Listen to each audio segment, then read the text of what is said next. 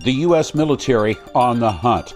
Suspected drug boats are being attacked and blown up in international waters along with their occupants as the Trump administration moves a powerful array of naval assets into the Caribbean. Are the attacks legal? Is the U.S. poised to attack Venezuela itself? There's a lot more going on than you might think. Hello and welcome to The Brief, a podcast that brings analysis and perspectives on key issues in global affairs. I'm your host, Jim Clancy. What's happening in the Caribbean is certainly increasing tensions in Latin America, but could well reverberate around the world. It's not just about Washington and Caracas, and it's not just about the drug trade either. Our guest on this edition of The Brief is former U.S. Ambassador to Panama, John Feeley. He worked in the State Department in various senior roles, advising both Republicans and Democratic administrations on Latin American affairs. Between 1983 and 1990, he served in the U.S. Marine Corps and rose to captain flying amphibious assault helicopters over Lebanon and elsewhere. He's been researching Latin America for literally decades, and he's with us to help unravel what is behind the escalating tensions in the Caribbean. Ambassador John Feeley, hello, and welcome to The Brief. Thanks, Jim. Real pleasure to be with you. You know, for the first time in my memory, NPR reported that there were individual members of the U.S. military seeking outside advice, not from the Department of State, the Department of War, or even the U.S. Justice Department, about the possibility of their culpability in war crimes. What does that tell us about what's going on between Washington and Venezuela? What it tells us, Jim, is that we are in, at least for the modern era, literally uncharted waters. The U.S. Navy may have every square millimeter of the Caribbean mapped, and we may be able to pinpoint Nicolas Maduro and his human rights abusing regime with the tip of a Tomahawk missile. But for the young men and women who are working on the front lines of our military, our Navy, our Marine Corps, our Air Force pilots, this administration is putting them into uncharted legal waters.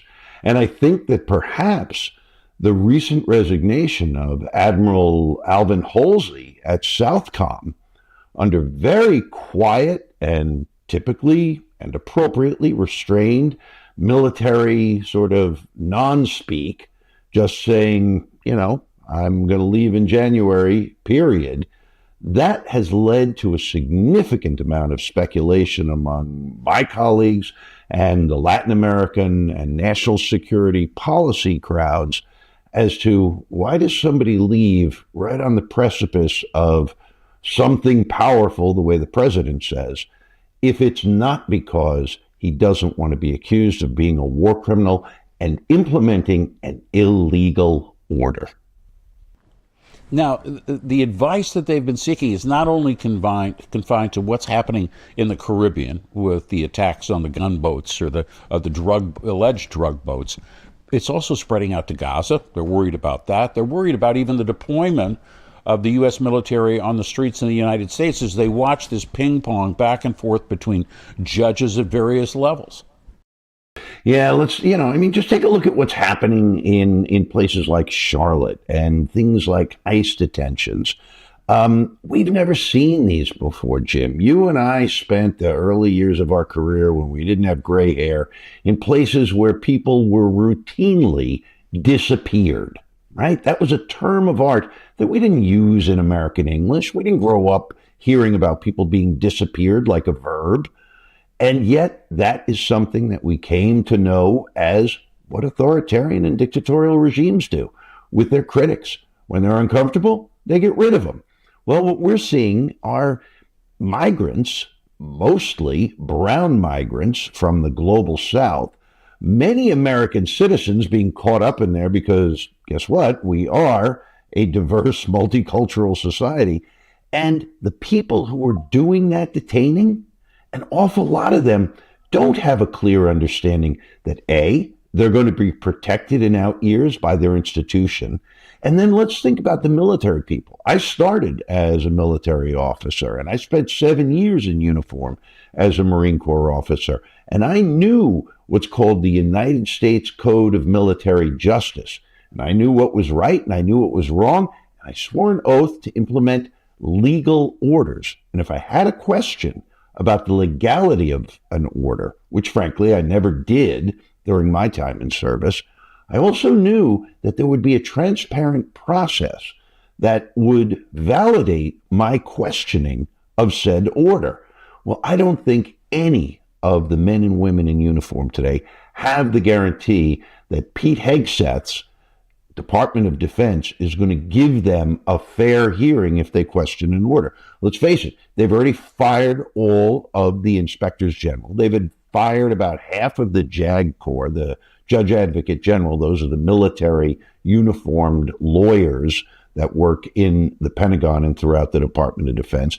So with all of the legal corps, it's almost like that kind of sad Shakespeare quote from Richard II.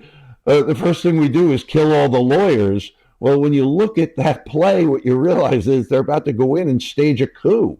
And the first thing that they've done in the Department of Defense is kill all the major lawyers. They've all been run out. So who's going to protect that 22-year-old seaman second class who's directing the missile onto a boat when the International Criminal Court comes calling in a few years? You're very familiar with Latin American politics. You've got a long history there, and you've watched events evolve. I'm just wondering, what do you think is the main reason that Donald Trump has promoted this unexpected, really, show of military force, gunboat diplomacy, if you want to call that? Is there one major reason, or are there many? I think, sadly, it's a confluence of events. I think rarely when you see something like this, is there one big meta cause behind it? Look, let's go back to the first administration of Donald Trump, okay? It was very clear that he came in and had a team of national security advisors around him who wanted to push Nicolas Maduro out of office, out of power. And let me be really clear here, Jim. I got no problem with that, okay? Nicolas Maduro, the Venezuelan regime, Chavismo, they are a human rights abusing criminal mafia that has absolutely created a humanitarian disaster in Venezuela. That's a serious problem. And I don't underestimate the seriousness of that problem. In fact, I dealt with it as a diplomat, as did many of my colleagues. But it's quite another thing to think that you're just going to go in, wave a magic wand, and scare the guy out of office. You know this from all of your Middle East work and your Balkan work. Bad guys don't go easily. Bad guys are bad guys because they hang on and they do terrible things. So we can all sort of, clutch our pearls and think it's terrible. But at the end of the day, before you commit blood and treasure, before you commit the young men and women in the United States military to go and knock off a foreign dictator like we did in Iraq, kind of like what we did in Afghanistan, you damn well better be sure that the stakes are high enough to warrant that kind of expense. I think that this time, Trump 2.0, why they have done this, it's because he has been pushed by a small group of ideological warriors, primarily based out of South Florida and the Cuban-American community. Chief among them is Marco Rubio. I think you could include in there people like Mauricio Claver Caron, who was his special envoy to the region for a while, who was his senior director for national security in the first administration, and who once famously said, the road to Havana leads through Caracas. So they see this as a continuation of a 60-year failed policy, and that is on Republicans and Democrats. That is our policy towards Cuba. We have sanctioned them, we have isolated them, we have nothing to do with them, we stand off from them, we decry them in diplomatic fora, and what do we have? We have the same thing. We have impoverished Cuban people, and we have absolutely no chance for changing that scenario absent the use of exogenous force. There's no appetite to go and invade Cuba, but the Venezuelans have given us a very thin pretext, and that is drug trafficking. Now, we can dive into it, and we can find out how reed thin that pretext is, but I think that's the main reason why we're seeing this buildup. But I honestly believe that Trump has been played in a sense and has painted himself into a corner. I think if he were left to his own devices, his own instincts would lead him to do what he did at the beginning of his administration 10 months ago, which is to send Rick Grinnell in, his special envoy, and negotiate with a bad guy, because that's what he does. He likes to talk to Putin. He talked to Little Rocket Man. He talks to authoritarians all over the world, and I think it's because he actually feels some kind of simpatico with them in terms of a base understanding of how to divvy up the neighborhood. This part's yours, this part's mine. Xi Jinping, you get Asia. Don't screw with me in the Americas. I think that's how Donald Trump works, but I'm speculating. Well, so then there are some people who have come here to this looking at what's going on, and they mention that three-letter word, oil. And certainly Venezuela has a lot of it. And there are U.S. companies that, even with sanctions, were enabled to continue working with the Maduro regime. 100% right. I mean, Mike Smith, the CEO of Chevron, those guys have hung in there for as long as I've been dealing with Venezuela. And Venezuela does have the world's largest proven reserves. Now, it has a disastrous oil infrastructure after many, many years of sanctions and its own inattention. I mean, let's make no mistake. I am not a member of the Blame America First crowd. Venezuela is the humanitarian and the economic disaster it is because of Venezuela's own bad management of its country and its economy. But that said, yeah, you're right. The world's largest proven reserves of oil are enticing for certain people. But I have to say, I don't really think that's the major motivator. And again, underscore, I'm speculating here. If I had to say so, I think it's more this notion of spheres of influence, right? We saw it in the January 20th inaugural speech of President Trump. We're going to take back the Panama Canal from the Chinese. Okay, that was a chimera. There's no evidence that the Chinese were running the canal. But that's kind of quieted down now for the good of everybody who's going to buy a widescreen TV on the East Coast this Christmas, because we have the most efficient transit of East Asian manufactured goods coming to the East Coast of the United States, which is the largest market segment in the world. And what we now have, though, is this idea that in the Americas, they've said it out of the Department of Defense, they've said it out of state, this is our backyard. I hate that line, but that's what they say. This is our sphere of influence. So I think that's one thing that Trump instinctively gets as a New Yorker who grew up with the five families of the mafia in New York City. They divvied up the city. And they divvied up the illegal economy. And they knew that war was bad for business. They didn't go all in to the mattresses, as they famously say in The Godfather, because they knew that was bad for business. So I think he probably doesn't want to go to war, but he's got this problem. And it's called Three Crazy Cubans. Those are his words, not mine, about three representatives in the Republican caucus in the House whose votes he needed to get important budget legislation through. He's got a Secretary of State who comes out of that same community, and he has this sense that they've given him that Nicolas Maduro is somehow an existential threat to the United States, or Venezuelans are an existential threat to the United States. And if you remember during the campaign, he trotted out for about 2 weeks, the Venezuelan Tren de Aragua, as he pronounced it, surprisingly rather correctly, are eating dogs and cats in Aurora, Illinois. The police chief was like, sorry, not in my Aurora, Illinois. But this is the kind of performative politics that I think Donald Trump knows he excels in, and that Marco Rubio and a group of kind of almost Ahmed Chalabi, Iraq Redux Cuban Americans have been pushing on him. Well, all those years ago, and you were in the Trump administration trying to give them some advice, they tried to pursue Maduro through legal means. Remember the graphic that they put up with Maduro at the center, $50,000 reward? No, 50 million. Let's be clear, it's 50 million.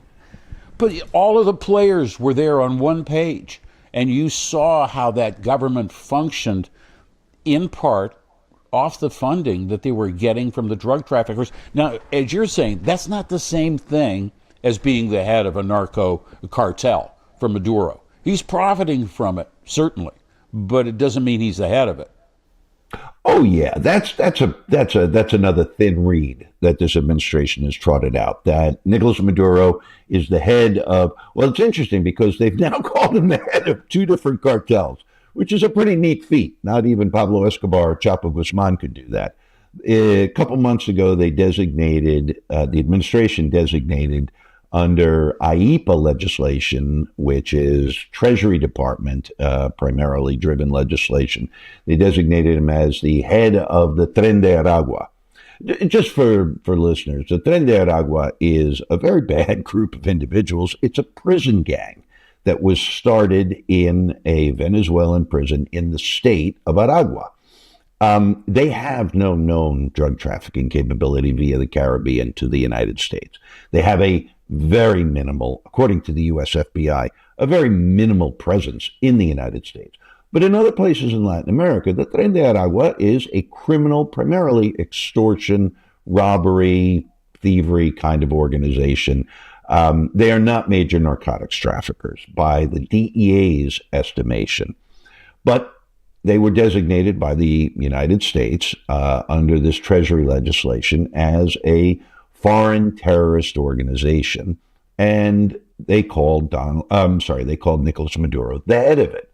Well, just last week, the State Department designated under its foreign terrorist organization delegated authority, which comes from the Immigration and Nationalization Act, Article 219, a foreign terrorist organization. But here's a really interesting thing about all this, Jim. First of all, you can't really be the head of two cartels, and he's not.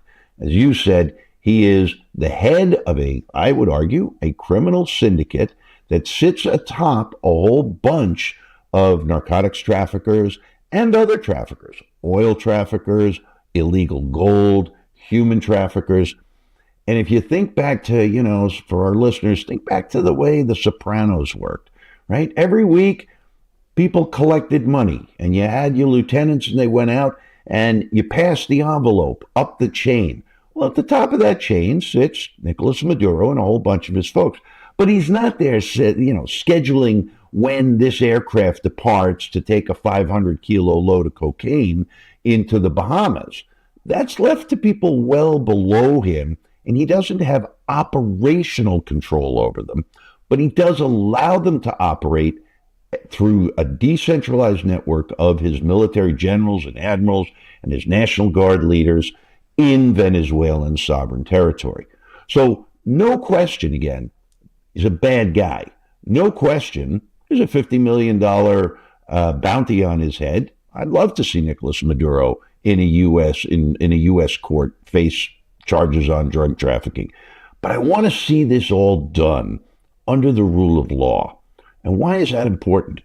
Because the rule of law and the law of armed conflict and U.S. adherence to the Geneva Conventions and all these things that the Trump administration currently says, those are niceties, they don't work, we're not going to pay attention to that crap. That's what protects the men and women who wear an American uniform when they go overseas. And or I don't even want to carry a U.S. passport. Or even, there's a very good point, you've seen throughout the Middle East, all of the kidnapping of American citizens just because they're American citizens. So that's why I'm so concerned about this.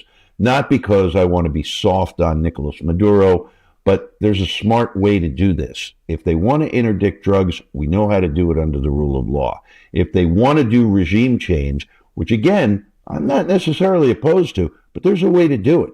It's called an authorized use of military force. It's something that is voted on by the United States Congress, the Article 1 branch of our Constitution that has the constitutional power to declare a state of war. That's not found in the Article 2 executive branch part of our Constitution. And Donald Trump and his administration, I believe, are abrogating our Constitution in order to do something. We're still not sure what he's going to do. He said on Air Force One. Yeah, we don't know. I We think don't I've know. made a call. I don't know what Some it people is. talk of limited strikes, but one thing we know, I mean, there have been shots fired, yes, but already there is a diplomatic maelstrom that has been swirling around this. Former allies like Colombia now on the outs. Trinidad and Tobago accused of, joining in on the U.S. side. And believe me, the people in that country tell me they are concerned right now about what could happen to them because look, they're 7 miles away from Venezuela. They are a fairly direct target because of their supporting role in this, allowing U.S. warships to dock in Trinidad and Tobago. So where does that leave? How do you measure the diplomatic fallout here? There's been a lot, economic and diplomatic. Yeah, I mean, at this point, that's, measuring the diplomatic fallout is totally rearranging the Titanic's deck chairs. The fallout from the last 10 months is that the United States is no longer seen as a reliable international partner in support of a rules-based international order. Full stop. We're just not. And we have to accept that. I mean, this is what we voted for, and this is what we elected, and the president didn't hide it during his three campaigns. So it's a tragedy, but I'm not gonna sort of bemoan the fact that the diplomatic fallout is terrible. What I frankly worry about more is the effect this is going to have on, one, our American fighting men and women, two, on the American people and broader electorate. The region, yeah, I care. I do care deeply about Latin America. My whole career was spent there. But frankly, that damage has been done. People I talk to don't believe they're going to be able to trust the United States. And even before, let's be honest, we didn't always live up to our highest ideals of supporting democracy and promoting human rights and equality. But we always had self-correcting mechanisms inside our bureaucracy, whether it was congressional oversight or press. Those guardrails have been effectively stripped away or neutered or debilitated. And so I don't think that, at least for the next couple of years, maybe until midterms, when if potentially one or both houses of Congress are flipped, that there are going to be too many guardrails. The only thing I think that saves us, frankly, in this current conflagration is the White House calculation that another foreign war that could potentially look a lot like Iraq or Afghanistan is not going to be popular in electoral terms with the MAGA base. And I hope that is what keeps the president from making an even more serious mistake than he's already made. There's been a diplomatic and trade push, competition, if you will, in Latin America now for decades. And we're talking about the Russians who loaned all kinds of money to Venezuela, and they try to get it back in terms of oil and the so-called dark fleet that, really, they got kind of stiff, though. Decrepit tankers roaming the world. With transponders turned off. China is, yeah, right. And China is trying to make inroads. Even Iran is trying to make inroads. And some of the people I talk to say that this Trump administration is helping them because our argument was always, well, look at their countries and look at the lack of free speech and look at, the way that they go about using force when it's not warranted. Those are the kinds of, and human rights abuses, those are the kinds of things now that we've lost our credibility on those fronts. 100%. Look, nobody should minimize the threat that Russia, Iran, and China, those are your three primary actors, represent in the Western Hemisphere. This is something that I watched over my career, my colleagues watched over it, but we also don't do ourselves any service when we engage in kind of games of the boy who cried wolf. I can go back to 2014-15 when then Senator Bob Menendez, currently serving time in a U.S. jail for corruption. Collecting gold trinkets and putting them in his suit jacket pockets. But for many years, he was a respected senator, and he was very interested in the Western Hemisphere. He had a very conservative, anti-Havana viewpoint, and he was absolutely convinced that there was a massive proliferation of Iranian intelligence agents. And you can go back and look at the record. The United States government back then, the Obama government, was forced to do an all-agency, all-source review of Iranian activity in the Western Hemisphere. And you know what, Jim? We came up with bupkis, came up with pretty little stuff. There is activity, and we happily have very well-developed intelligence agencies and sources and methods, which we're not going to go into here, but we watch this stuff carefully. But what, again, these sort of ideologues who want to topple these regimes by force or by economic sanctions or whatnot, what they're doing is they're exaggerating the threat to a point where they think this will scare enough Americans into saying, yeah, we got to send in the Marines. I fundamentally don't believe they're succeeding in it, except in their own small caucuses and among their own small constituencies, maybe in Miami-Dade County. I don't think that the Arkansas rice farmer who didn't get his SNAP money this month really gives a good you-know-what about Venezuela or Cuba. But this is what is among the pressures that's bearing down on Donald Trump right now. And because they have so debilitated the federal agencies that are involved, the national security agencies that are involved in the traditional types of pro-con, red cell, blue cell debate, the National Security Council system started in 1947, where you have, a three-tiered assistant secretary, deputy secretary, secretary level deliberative forums who can chew on all this stuff and provide best options to the president. That doesn't exist. They've done away with it. They actually literally took Marco Rubio and put him in dual-hatted as both the NSC and the Secretary of State. So how much deliberation is going on, red cell, blue cell? Who's writing the memcon, the memorandum that says, okay, let's just do a little strategic gaming here. What happens the day after we kill Nicolas Maduro with the Tomahawk strike? That kind of intellectual exercise is not happening right now. And that's a scary thing, because it means that whatever happens is going to be a product of the president's own deliberation inside his head. And as we know, he has a tendency to frequently change his mind, listen to the last voice he heard, and not have a deliberative process that can serve up options for him. And I think right now, Marco Rubio seems to be in ascendancy in being the chief influencer of the president. Well, we know that the president also is in charge of exaggeration. And now he said 200,000 Americans die of drugs every year. And drugs are a scourge, no doubt about that. But when I look at, the Caribbean Sea, it's not where I really think that the problem is coming from. I know the problem is coming from fentanyl. And that's the drug that, is costing Americans their lives, and opioids for that matter. But, the cocaine, it's a plague, it's a scourge. But it's not the existential threat that the president's talking about. We seem to be in the wrong place, trying to address the wrong problem with maybe even the wrong people. Maybe we should be looking closer to home. I think you put your finger on it completely. The wrong place at the wrong time with the wrong force.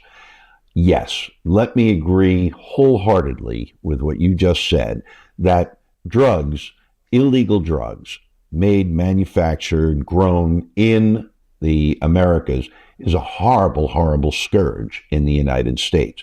There's not one of us in the United States who doesn't have within 1 or 2 degrees of separation, meaning a family member, a friend of a family member, somebody who hasn't suffered deeply as a result of drug addiction.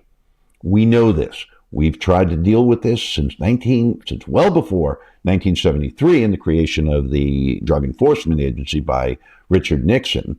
We've had the Nancy Reagan just say no period. We've had periods where administrations have stressed education, prevention, a healthcare approach. We've had other administrations where there has been a little bit more of a law enforcement approach to controlling the importation of illegal narcotics. The fact is, both are necessary, but there are problems that you have to manage. There are problems that don't lend themselves to quick fixes.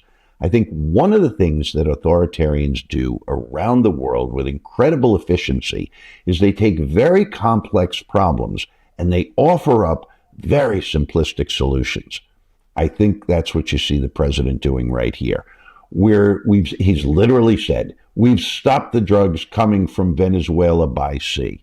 Well, according to his own DEA, only 8 to 12% of all the cocaine that enters the United States from the Andean region comes through Venezuela. So it was a tiny amount to begin with. As you just said, it's not what's killing Americans. What's killing Americans are the fentanyl overdoses.